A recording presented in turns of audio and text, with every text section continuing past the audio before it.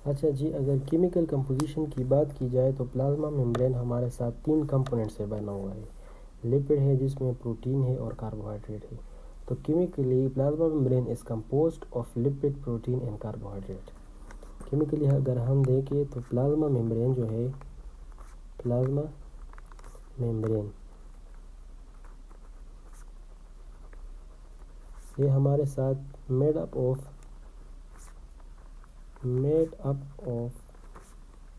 3 component. ये हमारे साथ 3 कंपोनेंट से बना हुआ है, जिसमें पहले नंबर पर हम आता है हमारे साथ लिपिड, दूसरे नंबर पर हमारे साथ आता है प्रोटीन और तीसरे नंबर पर हमारे साथ आता है कार्बोहाइड्रेट्स।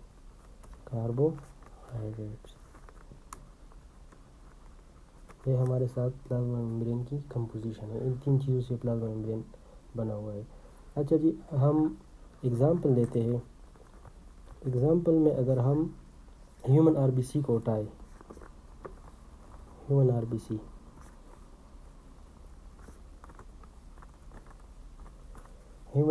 की अगर प्लाज्मा मेम्ब्रेन को देखा जाए, human RBC plasma membrane contain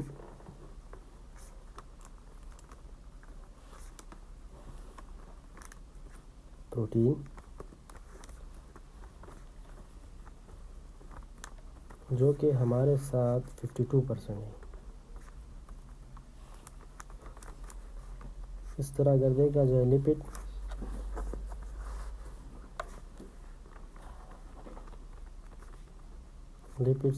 हमारे साथ 40%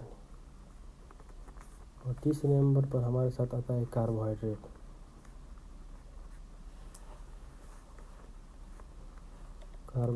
हमारे साथ 8%। ये प्लाज्मा मेम्ब्रेन की कंपोजिशन है।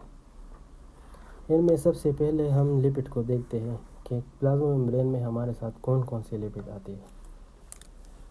अच्छा जी, तो इनमें सबसे पहले हम लिपिड को देखते हैं।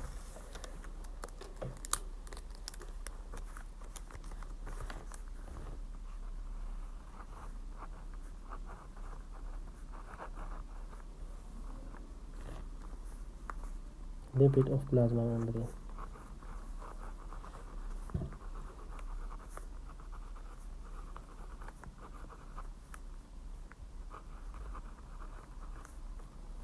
लिपिड ऑफ प्लाज्मा मेम्ब्रेन को देखा जाए तो ये इनके हमारे साथ 4 क्लासेस है। ये 4 क्लासेस से बने हुए हैं।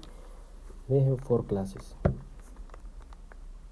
अच्छा जी, अगर हम प्लाज्मा मेम्ब्रेन में लिपिड को देखें तो ये हमारे साथ 4 मेन क्लासेस से बना हुआ है। वे हैं 4 मेन क्लासेस। ये 4 मेन क्लास, ये हमारे साथ 4 तरह की लिपिड से बना हुआ है, जिसमें फर्स्ट नंबर पर हमारे साथ आता है फास्फोलिपिड। इसमें फर्स्ट नंबर पर हमारे साथ आता है फास्फोलिपिड।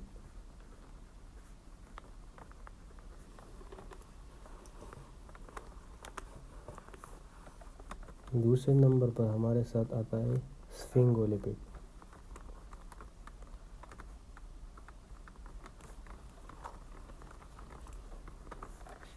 तीसरे नंबर पर हमारे साथ आता है ग्लाइकोलिपिड।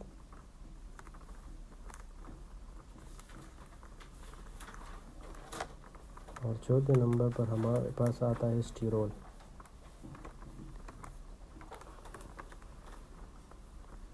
चौथे नंबर पर हमारे साथ आता है स्टीरोल। फास्फोलिपिड जो है ये प्लाज्मा मेम्ब्रेन का मोस्ट एबंडेंट पार्ट है। मोस्ट एबंडेंट टाइप जो है ना, प्लाज्मा मेम्ब्रेन में लिपिड का जो है वो फास्फोलिपिड है। मोस्ट एबंडेंट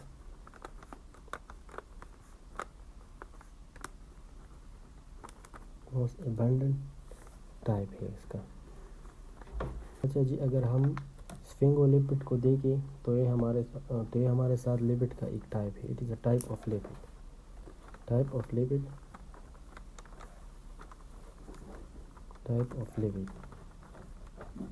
ये हमारे पास लिपिड का एक टाइप है, एक किस्म है जो कि सेल मेम्ब्रेन को स्टेबिलिटी और रिजिडिटी प्रोवाइड करता है।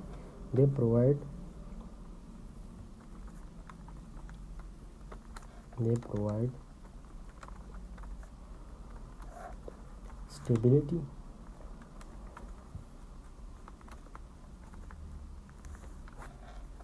and rigidity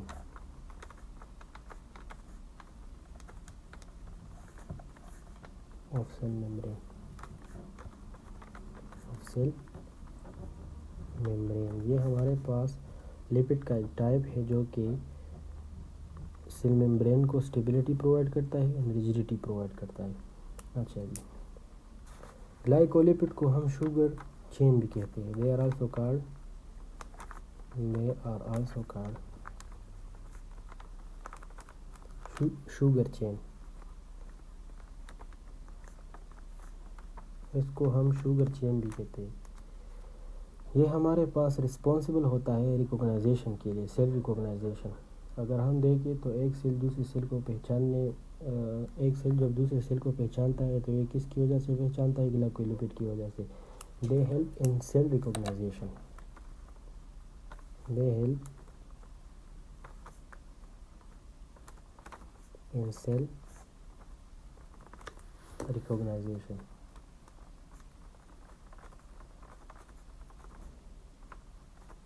सेल रिकॉग्नाइजेशन ये हमारे साथ सेल टू सेल कम्युनिकेशन में भी हेल्प करता है, जो कि एक सेल दूसरे सेल के साथ कम्युनिकेट होता है, इसमें भी ये हेल्प करता है। So they also help in cell to cell communication.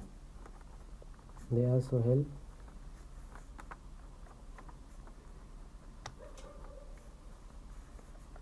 Cell to cell communication. अब बारी आती है स्टीरोल की। स्टीरोल का हमारे साथ जो एग्जाम्पल है वो कोलेस्ट्रॉल है, जो कि हमारे साथ एनिमल में पाया जाता है। ये हमारे साथ सेल मेम्ब्रेन में फ्लूइडिटी को कंट्रोल करता है। They control fluidity.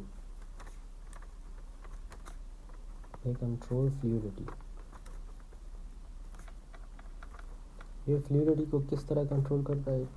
जब हमारे साथ टेम्परेचर ज़्यादा होता है तो ये सेल मेम्ब्रेन को रिजिड बनाता है ताकि इसकी शक्ल में बिगाड़ ना पैदा हो जाए। इस वजह से ये फ्लूइडिटी को कंट्रोल करता है। And they are absent in plant. They are absent in plant.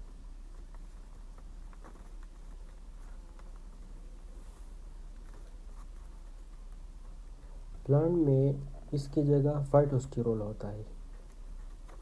In plant phytosterol is present. Plant में इसकी जगह फाइटोस्टेरोल होता है।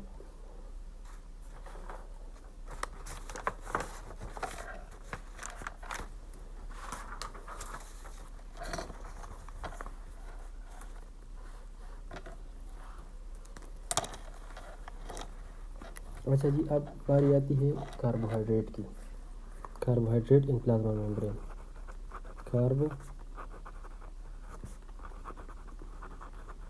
Carbohydrates in plasma membrane.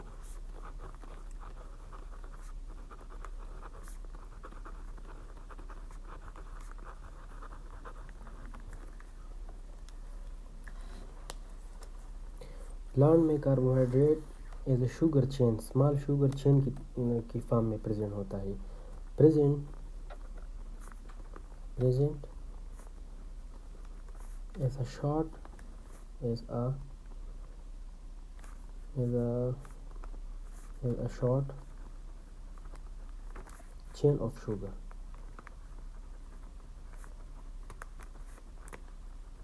ये शुगर के फॉर्म में प्रेजेंट होता है। ये चेन हमारे साथ ब्रांच पे होता है और अनब्रांच पे होता है। ब्रांच और अनब्रांच। अगर ये प्लाज्मा मेम्ब्रेन में प्रोटीन के साथ अटैच हो जाए तो इसको ग्लाइकोप्रोटीन कहते हैं, और अगर ये प्लाज्मा मेम्ब्रेन में फास्फोलिपिड के साथ अटैच हो जाए तो इसको ग्लाइकोलिपिड कहते हैं। They attach in two way. Carbohydrate attached in two veg.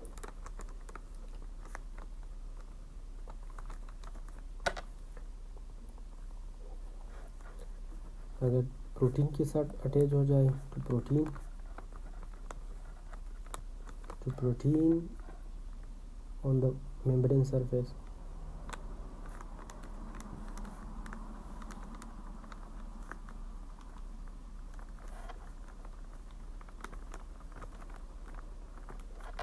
तो ये ग्लाइकोप्रोटीन बनाते हैं, दे फॉर्म ग्लाइकोप्रोटीन।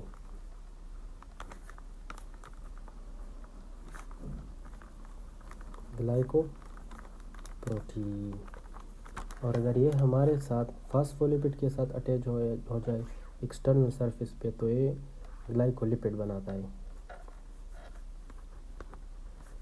अगर ये हमारे साथ पोलर एंड ऑफ फास्फोलिपिड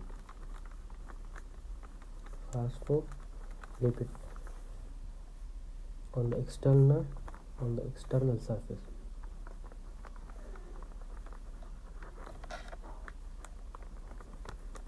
तो ये हमारे साथ ग्लाइकोलिपिड बनाता है, they form glycolipid,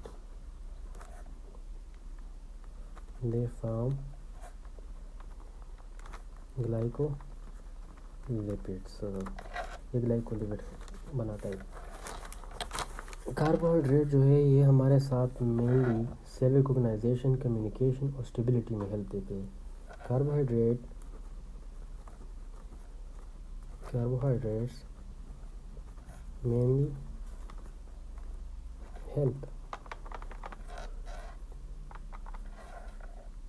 cell recognition,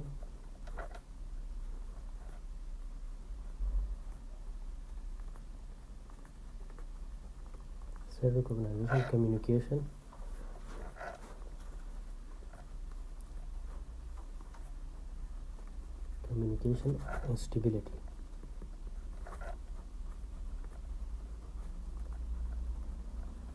में हेल्प देते हैं। सेल रिकॉग्नाइजेशन का क्या मतलब है? हर सेल के ऊपर एक शुगर का यूनिक चेन होता है, एक पैटर्न होता है, जिसके ज़रिए हम मालूम करते हैं कि ये कौन सा सेल है। अगर हम एग्जांपल दें ब्लड ग्रुपिंग की, तो ब्लड ग्रुपिंग में जिस तरह ए होता है, बी होता है, ए बी होता है, ओ होता है, इसको हम ग्लाइकोप्रोटीन और ग्लाइकोलिपिड की जो है ना शुगर पैटर्न को देखते हैं कि किस तरह इसमें कौन सा शुगर पैटर्न है। तो इन डिफरेंस की वजह से हम इसको सेल को रिकॉग्नाइज कर सकते हैं। अच्छा जी, सेल कम्युनिकेशन का ये मतलब है कि एक सेल दूसरे सेल को मैसेज भेजता है। फॉर एग्जांपल अगर सेल में कोई फॉरेन पार्टिकल आ जाए तो इम्यून सिस्टम WBC फ़ौरन एक्टिव हो जाते हैं, तो जो ये ग्लाइकोप्रोटीन है और ग्लाइकोलिपिड है ये कम्युनिकेशन में हेल्प देते हैं कि ये फॉरेन सेल है कि अपना सेल है। इस वजह से ये कम्युनिकेशन में भी हेल्प देता है। क्लासिफाइड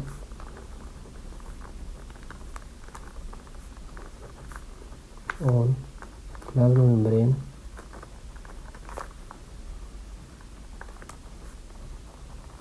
is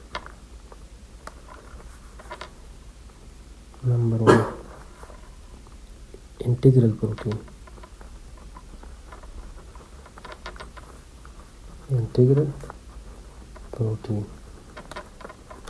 इंटीग्रल प्रोटीन को हम इंट्रिंसिक प्रोटीन भी कहते हैं।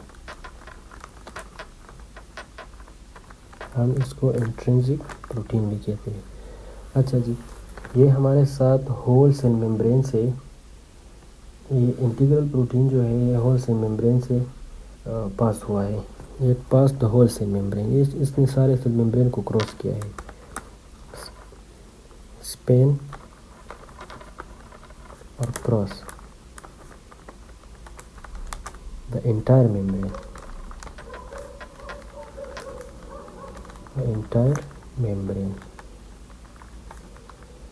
इसने एंटायर मेम्ब्रेन को पास किया है।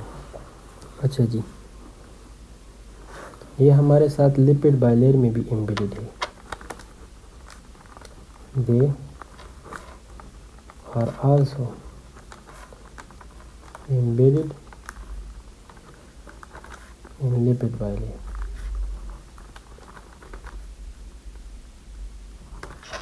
लिपिड बाइलेयर, ये हमारे साथ लिपिड बाइलेयर में भी एम्बेडेड है।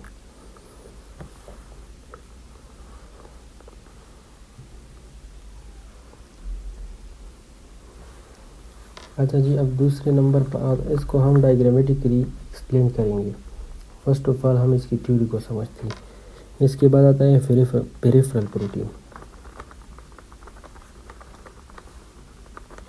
पेरिफेरल प्रोटीन, पेरिफेरल प्रोटीन को हम एक्सट्रिंसिक भी कहते हैं।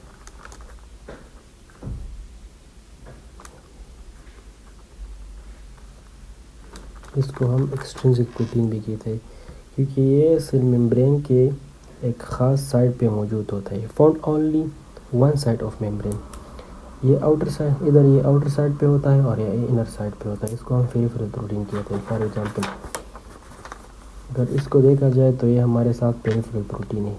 ये या तो सेल मेम्ब्रेन की इस साइड पे होगा या सेल मेम्ब्रेन की इस साइड पे होगा, मगर होल सेल मेम्ब्रेन से पास नहीं हुआ होगा।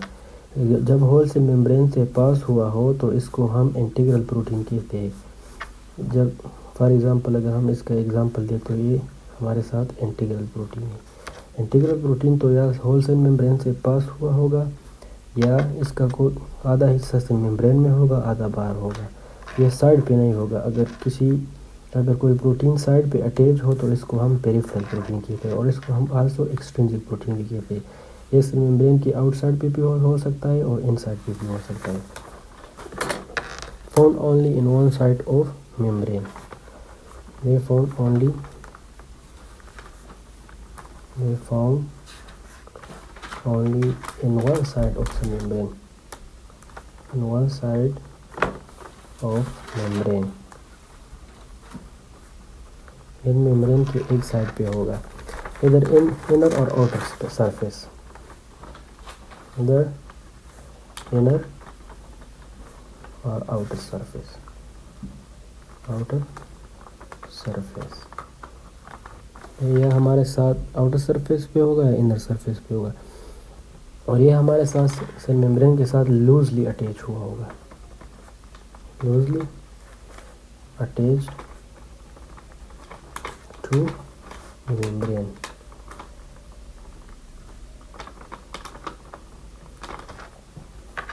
ये हमारे साथ मेम्ब्रेन के साथ लूजली अटैच हुआ होगा।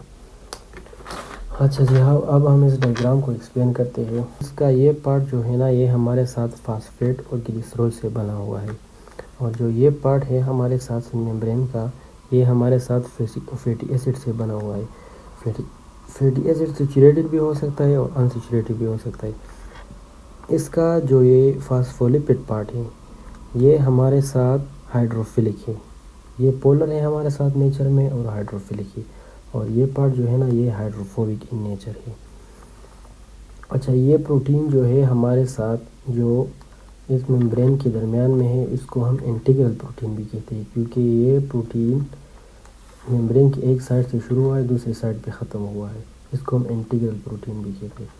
अच्छा, अगर इस फास्फोलिपिड के ऊपर जो ये शुगर चेन है इसको, ये ओलिगोसैकेराइड है, हमने कहा कि ये नेचर में कार्बोहाइड्रेट है। अगर ये फास्फोलिपिड के साथ अटैच होगा तो इसको ग्लाइकोलिपिड कहते हैं और अगर ये प्रोटीन के साथ अटैच हो तो इसको ग्लाइकोप्रोटीन कहते हैं। ये हमारे साथ पेरिफेरल प्रोटीन है। अच्छा, अगर इसको देखा जाए तो ये हमारे साथ एक इंटीग्रल प्रोटीन है, ये दूसरा, इसने एक चैनल बनाया हुआ है जिसके ज़रिए आयन मालिक्यूल, वाटर, H2O सब कुछ अंदर सेल को आता है और ये कंसंट्रेशन, आयनिक कंसंट्रेशन को कंट्रोल करता है। इसके बाद अगर हम देखें तो ये हमारे साथ कोलेस्ट्रॉल होते हैं जो कि प्लाज्मा मेम्ब्रेन के मिड पोर्शन में एम्बेडेड होते हैं और इसका काम हमने बताया कि ये फ्लूइडिटी को कंट्रोल करते हैं। This is the fluid mosaic model of cell membrane.